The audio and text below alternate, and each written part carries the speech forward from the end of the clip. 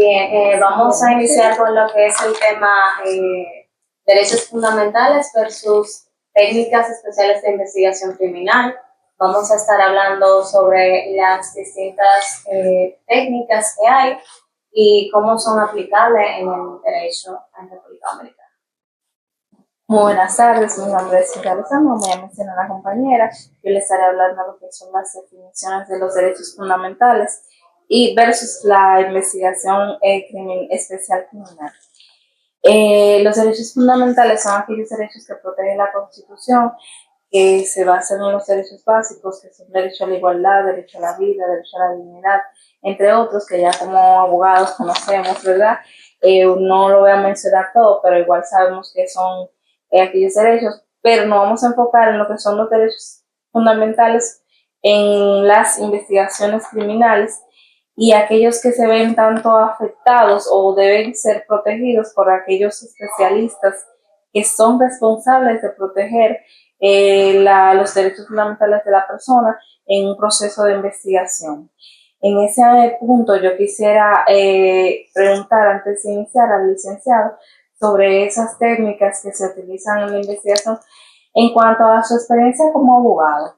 ¿Qué tipo de casos usted puede decirme, usted puede decir que ha defendido los derechos fundamentales que se han visto afectados en una investigación policial o de aquellas personas que les corresponden este tipo de investigación? Bueno, realmente toda investigación criminal de entrada tiene una afectación a los derechos fundamentales de las personas. Lo que pasa es que el Estado, cuando tiene que realizar cualquier intervención de este tipo, lo hace bajo una facultad que le hemos otorgado a los ciudadanos, de que el Estado tiene que asegurar de que todos estemos bien y seguros. Es decir, el Estado tiene la opción, bajo una garantía fundamental, de proteger nuestros derechos y de garantizar un bienestar social. Para hacerlo, no podemos ser ilusos, el Estado tiene que hacer uso de la fuerza. Y esto es algo que es legitimado. El Estado utilizará la fuerza para entonces corregir las conductas que entiende que son inadmisibles. Y para ello hay un debido proceso que debe de cumplirse y todo ciudadano que va a ser sometido a ese poder del Estado, ese poder punitivo, tiene que pasar por un proceso judicial, un proceso de investigación que determine primero si es realmente responsable y luego entonces que la justicia determine su culpabilidad. Entonces en esa intervención del Estado, que es avasallante, que usa todo su poder para conseguir las informaciones, obviamente va a afectar ciertos derechos fundamentales. Algunos de ellos, la libertad, la intimidad, el domicilio, la privacidad, el honor, incluso se puede ver afectado porque desde que una persona es señalada que ha participado en un delito ya genera un estigma social y afecta a su honor, buen nombre, propia imagen. Entonces estos son varios de los derechos que se pueden verificar afectados. En nuestra experiencia, normalmente cuando el Estado realiza estas actividades de investigación, tiene técnicas como son practicar allanamientos a moradas, realizar registros de personas, donde te afectan tu libertad ambulatoria y tu intimidad. Y también tienen otros elementos como podrían ser las interceptaciones telefónicas, donde también se afecta la intimidad de las personas y la privacidad. Y otros incluso más graves aún para casos de naturaleza de criminalidad organizada como son los agentes encubiertos. Perfecto. En ese punto de vista, yo también voy a ahondar que los allanamientos, por ejemplo, se violentan los derechos de la persona cuando se entra a un lugar, de una casa a un lugar. Por ejemplo, ha habido casos en los que la policía ha tenido que intervenir en lugares de prostíbulo, donde encuentran a las personas en momentos inadecuados, y esas son las razones del momento donde se viola la integridad de la persona, la dignidad de la persona y sobre todo la propiedad se viola en los allanamientos. Por eso es que también tenemos conocimiento de que se necesita una orden judicial para poder violentar esos derechos. Para cada derecho que usted acaba de mencionar, que se utiliza, que es donde se violan los derechos fundamentales, que por ejemplo en las conversaciones, cuando la técnica requiere escuchar conversaciones de las personas, ahí se necesita también una orden judicial porque están violando la privacidad de esa persona. Y también cuando la persona O sea, cuando la técnica requiere investigar el agente, como usted mencionó, ese agente prácticamente entra en la vida de una persona. Por ejemplo, un narcotraficante tiene que entrar en la vida de su familia, la intimidad de su familia, aquellos derechos protegidos como son los derechos de los niños y entre otros.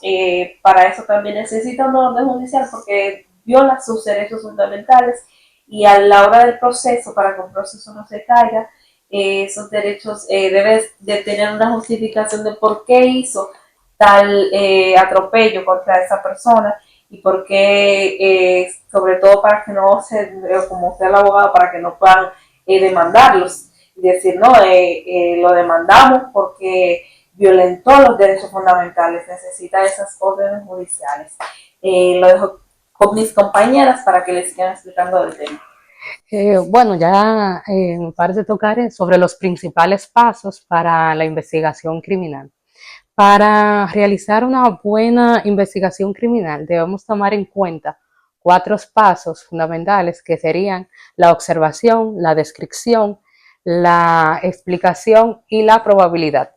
En la observación vamos a analizar el escenario del crimen, eh, analizar la situación del escenario del crimen, la situación y forma temática en cómo ocurrieron los hechos o cómo ocurrió un hecho delictivo.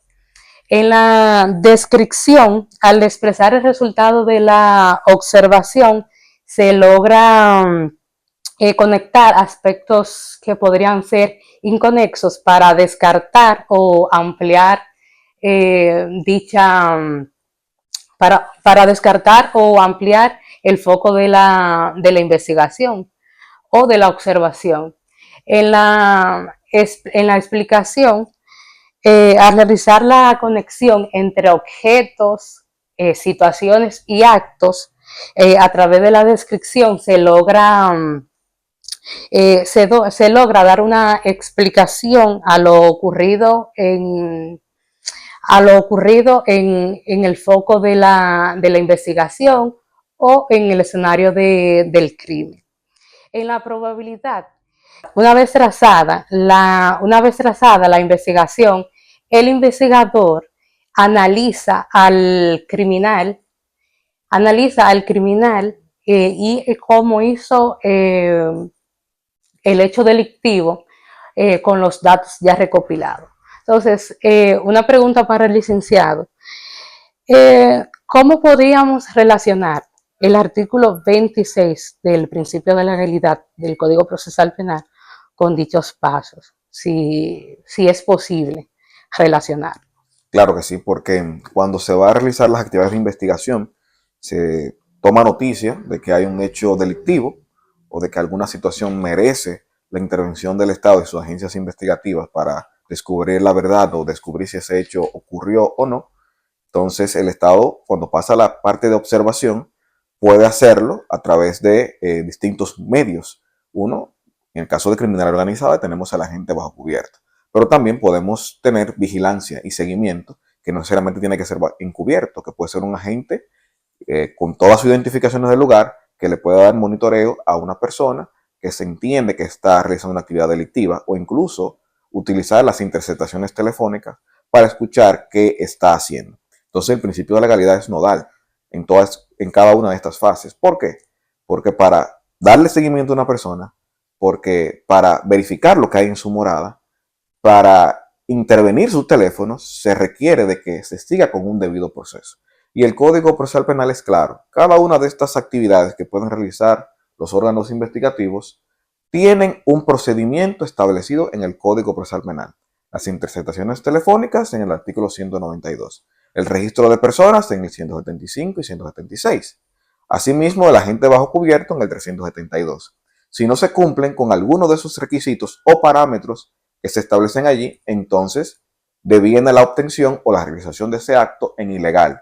Y entonces el 26 dice que todo acto o toda prueba obtenida de manera ilegal no es nula. Y se combina con el 69.8 de nuestra Constitución de la República, que dice que toda actuación, toda prueba obtenida de manera ilegal deviene nula y no puede tener efectos para el proceso de dictar una condena en contra de una persona. Dígase lo siguiente, por ejemplo, el allanamiento requiere, como ustedes bien dijeron, una orden judicial. Es decir, por su propio pie, ni el policía ni el fiscal puede introducirse a una morada. Hay excepciones para hacerlo, pero de entrada le dice el legislador, tú tienes que pedir una orden a un juez. Entonces, si un policía o un fiscal entra a una morada de una persona sin la orden de un juez y no cuentan con alguna de las excepciones que dice el artículo, entonces ese allanamiento es ilegal. Por eso el principio de legalidad del artículo 26 es nodal y es algo vital que debe monitorear primero el fiscal, que es el garante de la investigación y es la persona que tiene que proteger los derechos de las personas. El fiscal es la primera persona que tiene el contacto directo con respetar estos principios y luego obviamente el abogado que asista a esa persona que está siendo acusada tendrá que también velar porque todo haya sido correcto o no y presentarlo ante el juez que se encargará de tutelar los derechos de todas las personas sometidas a un proceso. O sea que es vital esa vinculación con el 26. De acuerdo. Bueno, lo dejo con mi compañera Rosalba. Ella continuará hablando sobre... Bien, yo le voy a hablar de las pruebas anticipadas o actos investigativos. Esto contempla en el artículo 287 del Código Procesal Dominicano, donde nos dice que las pruebas anticipadas son aquellas que tienen que ser, es un medio de prueba que se utiliza antes del juicio oral, que tiene que ser preservada ante un juicio. Por ejemplo, si a una persona que está enferma, hay que preservar esa prueba. O un ADN que se le vaya a hacer porque se puede deteriorar, entonces debemos preservarla ante el juicio. La naturaleza de esta prueba realmente es, tenemos que solicitarla ante un juez para que el juez la pueda autorizar y en el momento de que se vaya a judicializar, entonces ya esté conservada. Y una persona que esté enferma, un anciano que tenga que declarar o un testigo, entonces se realiza esa prueba anticipada. La característica, se puede decir que la característica de eso es el acto de la prueba anticipada. Y en el código de la Constitución 180 del artículo que contempla, en el artículo 80 de la ley 131-11, 137-11, no habla de la libertad a la prueba anticipada. Licenciado, usted como ya abogado que tiene experiencia, ¿puede hablarnos un poquito sobre la característica de las pruebas anticipadas? Sí, la prueba anticipada, y yo creo que el principal conflicto que se genera con ellas, es el hecho de que la naturaleza que tiene el proceso judicial y el proceso penal es que el juicio es la parte triunfal, es decir, donde se va a decidir todo, donde se deben respetar todas las garantías y se va a determinar que una persona es inocente o es culpable. Entonces, la idea es que las pruebas que ya han pasado por el proceso de investigación han sido validadas, cumplen con esa legalidad, fueron realizadas con todos los procedimientos del lugar y pasaron por un filtro, que es la audiencia preliminar. Entonces, esas pruebas tienen que ser presentadas y debatidas en juicio, pero con ciertos principios aplicados al juicio, que son oralidad, inmediación y contradicción. Es decir, la naturaleza es que todo se haga allí donde el juez, que es el que va a decidir si la persona es culpable o inocente, vea todo producido allí sin tener algo que lo interrumpa. Y que los abogados, sean fiscales, querellantes o defensa, puedan tener contacto con esa prueba en ese mismo momento. Si es un testigo, interrogarlo, hacerle la pregunta del lugar y filtrar la información para que el juez obtenga la información de mayor calidad. ¿Qué pasa con la prueba anticipada? Es una prueba que no se hace en el juicio, se hace en la etapa investigativa. Es decir, el que va a juzgar no tiene contacto directo con la prueba. Es decir, no va a escuchar por sus propios oídos al testigo y va a hacerle los abogados preguntas en ese momento y los jueces percibir si está nervioso, si está hablando con coherencia, si hay algo que se necesite esclarecimiento, no va a poder hacerlo porque ya se hizo anteriormente ante otro juez y lo que se hace es una recopilación de esa prueba, ya sea en un medio escrito o sea audiovisual, que se haga mediante una entrevista y se haga una grabación de la misma. Entonces, a una entrevista ustedes no le pueden hacer preguntas. Usted quizá cuando esté en el juicio diga, bueno, yo quisiera preguntarle si realmente era rojo o era azul, pero ya el video va a sonar y va a decir que fue rojo. Entonces, ese es el problema de la prueba anticipada. Entonces, la prueba anticipada se hace bajo excepciones. Es decir, no puede ser tendencia de que utilicemos la prueba anticipada para todo. Es decir, yo tengo que interrogar a Ámbar, entonces no voy a esperar, dame hacerlo ahora para que la defensa no tenga garantías o demás y no le puedo hacer muchas preguntas. Yo tengo su testimonio y que ya no tenga nada que decirle en el juicio. Entonces, no. El 287 dice de manera clara los supuestos cuando se debe realizar esta prueba anticipada.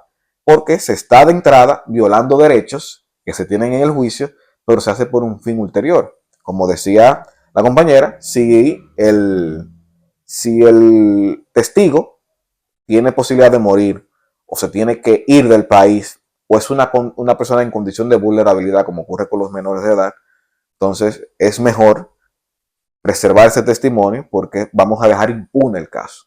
Entonces, bajo esos efectos, utilizamos la prueba anticipada. Pero si no cumple con esos requisitos, entonces no es admisible y un juez puede desestimarla. Y si la persona, en el caso que diga que se va fuera del país, no está disponible, vamos a hacer la prueba anticipada, y llegamos al juicio y la persona está por ahí, vive coleando y sin ningún tipo de impedimento, entonces el juez puede decir, bueno, vamos a anular la prueba anticipada a la persona que venga y declare para preservar las garantías. Y así se ha hecho. Por lo cual creo que esto es una prueba importante para evitar la impunidad, pero su uso excesivo genera inconvenientes de cara a los principios del juicio. Y sobre ese tema también quería preguntarle, en su experiencia, en las técnicas de investigación, cuando inicia el proceso que el policía va a investigar, ¿dejan los policías o el fiscal que los abogados se involucren en lo que es la investigación?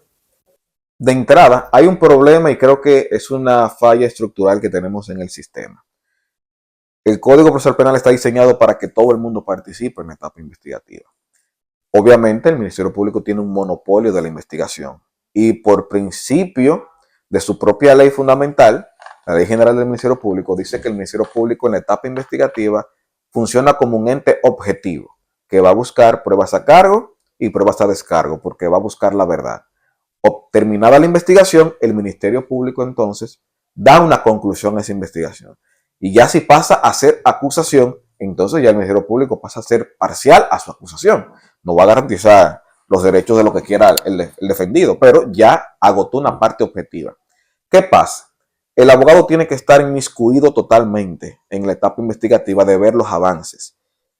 Si no me recuerdo, el 267 del Código Procesal Penal establece que el Ministerio Público tiene que tener un registro de todas las investigaciones y lo tiene. Hay una denuncia, tiene una carpeta y ahí se va colocando la denuncia, si se hizo un interrogatorio, si se hizo una prueba de ADN, si se hizo un allanamiento, todo se va colocando, si hay interceptaciones, se va colocando en esa carpeta y se va agregando todo en el expediente.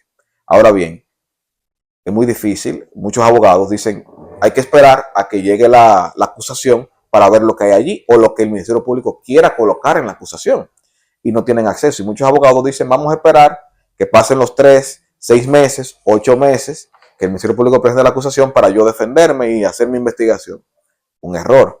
La defensa tiene 5 días, conforme al Código Procesal Penal, para presentar su escrito de defensa. Entonces, la idea es que el abogado debe de estar inmiscuido desde el primer día y haciendo actos de investigación. Y para eso tiene proposiciones de diligencia que le puede hacer el fiscal. fiscal, yo quiero que tú me hagas una prueba de ADN, porque mi cliente dice que él no fue la persona que violó a la víctima. Entonces, la fiscalía no lo hace, porque quizás no le convenga, no quiere, no es objetiva. Entonces, el abogado puede acudir ante el juez con una solución de peticiones y obligar al fiscal a practicar la prueba, a pena de que te genere una situación. Pero también el defensor puede solicitarle al fiscal, que eso es algo que se hace poco. Y creo que pocos abogados se han inmiscuido en esto y en solicitarle al fiscal, entrégame la carpeta fiscal con todo lo que haya hasta el momento. De entrada la fiscal le dicen, no, la investigación es secreta. ¿Y qué hace el abogado? Bueno, tiene que acudir ante el juez y decirle, juez, obliga a la fiscalía a entregarme todo lo que tú tengas en la carpeta. ¿Y qué ha dicho la jurisprudencia? La jurisprudencia ha dicho, sí hay que entregárselo, y el Tribunal Constitucional incluso ha dicho, hay que entregar la carpeta. Lo que no se puede entregar es aquellas cosas que están pendientes de hacer, porque obviamente si hay una orden de allanamiento de un local, y se lo dan a la defensa va a sacar todo de allí. Eso no se puede dar, eso es imposible. O si hay una interceptación en curso de que hay un teléfono que está intervenido, entonces el acusado no va a hablar por ese teléfono porque sabe que lo tienen intervenido. Eso dice el Tribunal Constitucional, no se puede entregar. Pero si ya se terminó esa interceptación y hay un resultado y una transcripción que ya no se va a alterar, eso sí entrégalo. Si hay un allanamiento ya realizado, no que esté pendiente por realizar, y se realizó y hay un acto de allanamiento, entrégale el acto de allanamiento. Eso ha dicho la jurisprudencia y muchos abogados tenemos el error de que no participamos en la investigación y por eso a veces tenemos más dificultades en contra del Ministerio Público que ya si tuvo un tiempo amplio preparando su caso y el abogado con 5 días no va a tener la calidad adecuada para preparar su caso. Sí, licenciado. Comentaba con una compañera hace unos días con relación a ese tema también, que por qué en una investigación no se incluía al abogado, o sea, al abogado encargado de dicho caso, que solamente el Ministerio Público era el único que tenía el derecho de investigar.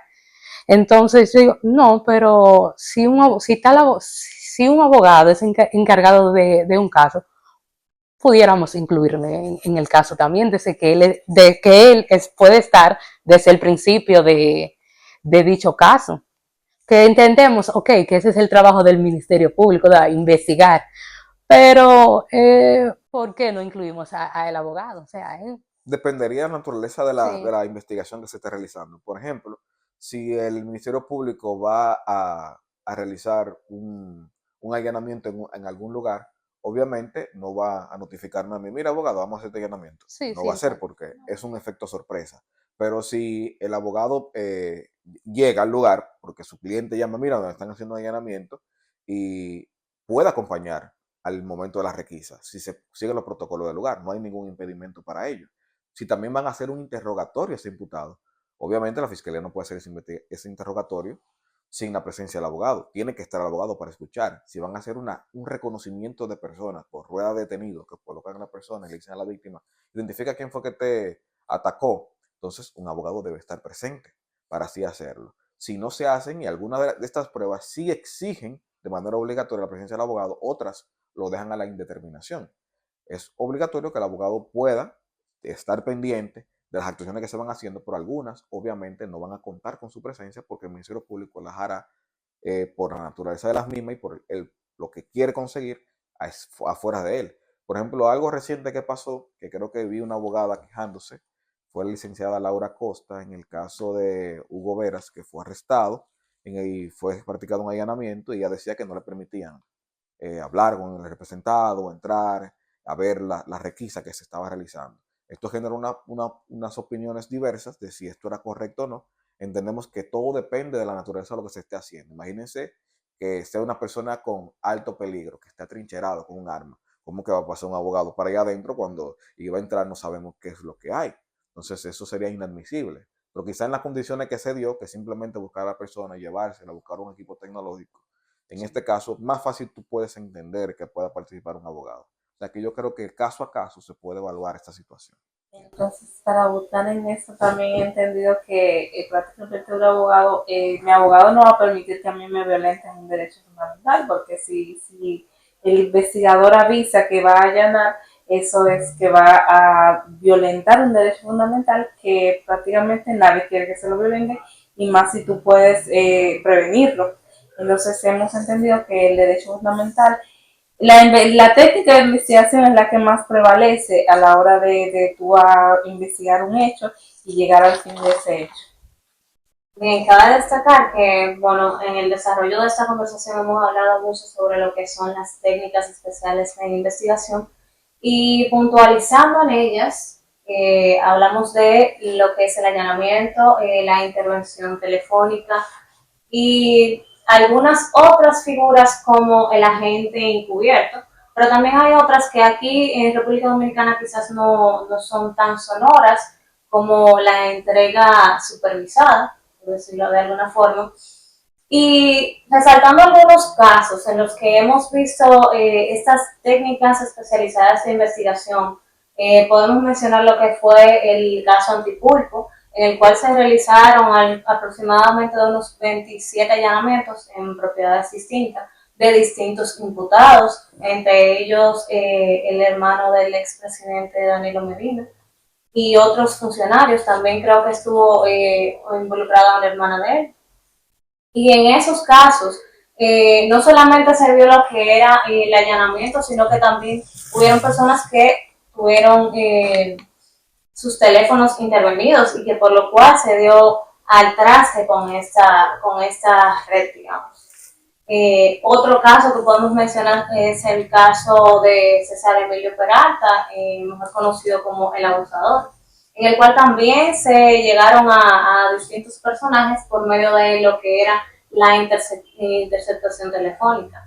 Estas figuras, digamos, son figuras que no son tan usadas en cierto sentido porque no son figuras, al ser figuras especiales, figuras que de alguna forma conculcan derechos fundamentales que requieren de esa rigurosidad. Por eso vamos ante el juez para solicitar esta orden, y esa solicitud al Ministerio Público debe de ir bastante motivada hacia el juez para que el juez entienda la necesidad de realizar este tipo de intervenciones que, como bien hemos dicho anteriormente, conculcan derechos fundamentales.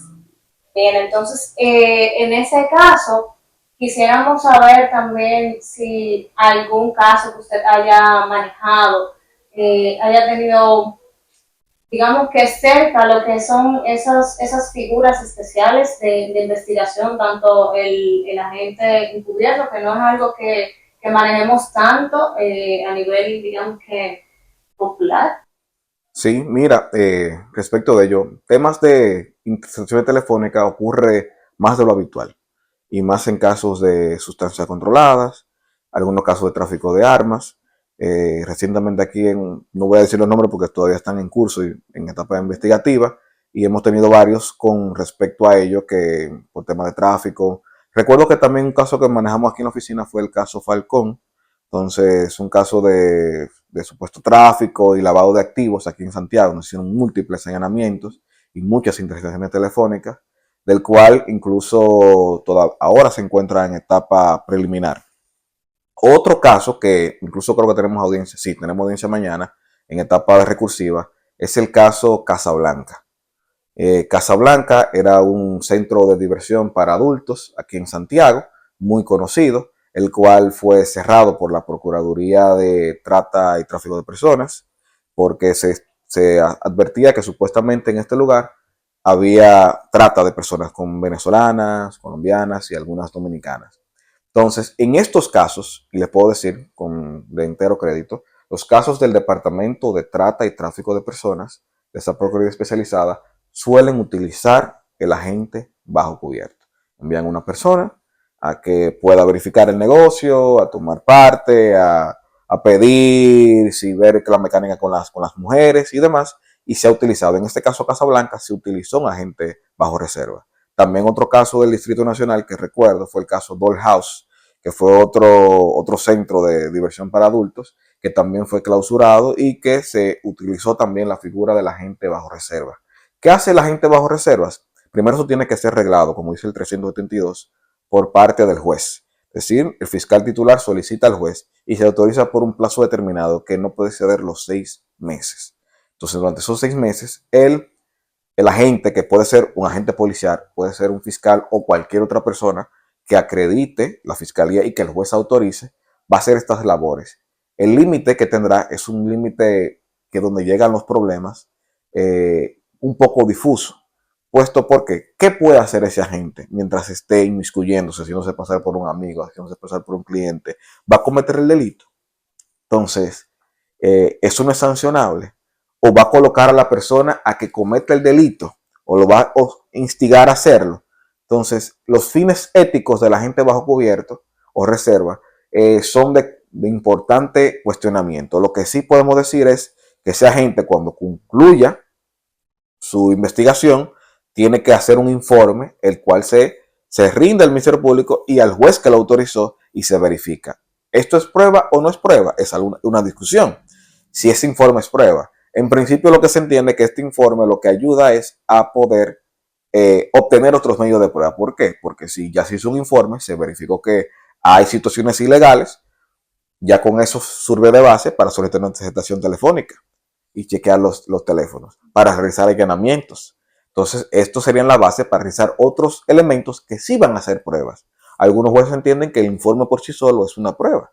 Y eso ha dado al traste con un caso que incluso está en fase investigativa, que no le puedo decir el nombre, donde sí estamos discutiendo si realmente fue correcta la actuación. El agente bajo cubierto llevó las sustancias controladas a la persona para vendérselas. Se las llevó por otro encargo de otra persona que también estaba bajo objeto de investigación. Él la llevó, se la vendió y lo arrestó. Entonces, al final de cuentas, tú llevaste el cuerpo del delito, lo vendiste. Entonces, ¿hasta qué punto tú no estás cometiendo el delito? Y esto está bajo discusión, no le puedo decir cuál es la solución jurídica. Vamos a ver qué dice la justicia respecto a este caso. Y esto nos lleva a invitarnos a verificar qué tan lesivo puede ser el agente bajo cubierto o qué tan beneficioso puede ser para la investigación.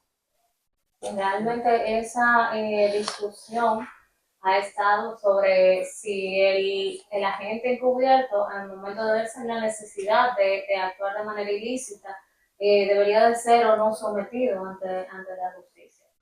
Por ese hecho que de entrada se ve la necesidad por el mismo cumplimiento de su misión a realizar. Entonces, también algo que quería aportar sobre lo que son las técnicas especiales de investigación criminal es que por lo general se utilizan para delitos no convencionales. Digamos que no vas a ver, por ejemplo, difícilmente vas a ver en un asalto o un robo que se haga una intervención telefónica porque no es necesario. Y realmente estas técnicas de investigación especializadas nos ayudan también a identificar en lo que son delitos transnacionales, nos permiten pues dar al traste con otras personas que puedan estar, digamos que ligadas a esos criminales, en lo que son también lo que es denominado como crimen organizado. Estas técnicas son de suma importancia realmente para la solución de estos casos. Bueno, yo quisiera agregar que en medio de esas técnicas no me gustaría ser un agente investigativo porque entonces me van a someter. Entonces digo, también eso es una vertiente que favorece y condena, porque favorece porque se llega al punto de lo que es un delito y se puede investigar, se pueden agarrar muchos delincuentes, pero también vulnera muchos derechos y se puede comprometer muchas cosas. Si las compañeras quieren abundar algo más. Bueno, ahí concuerdo con usted, compañera, que en la investigación criminal podemos analizar si se le han vulnerado los derechos y cómo se han vulnerado. Porque a veces no nos detenemos a analizar el cómo se le vulneran los derechos a cada ciudadano. Más que decir, no hay más nada que decir. Entonces le agradecemos al licenciado que haya participado con nosotros. Gracias. Y eternamente agradecidas, nos despedimos y hasta un nuevo comienzo. Un placer. Gracias.